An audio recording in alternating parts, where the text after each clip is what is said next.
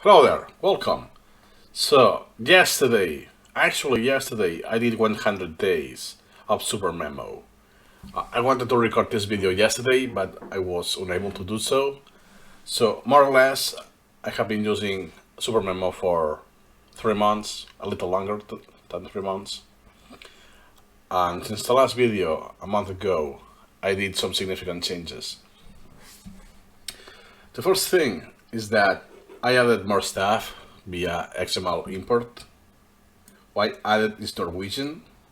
So this is incremental reading from the Wikipedia, how words, grammar, and so on.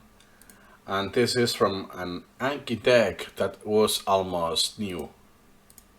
So I don't care if I lost the progress because I did just a few hundred repetitions.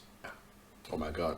Here, I needed lots of times and I labs those cards. So those are my own items. I think I added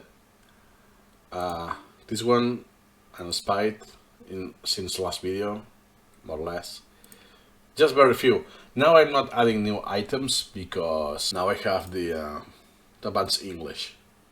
So first I want to process all this collection, and when I finish I will be adding my own items because now I don't know if there's a card, there's an item for that.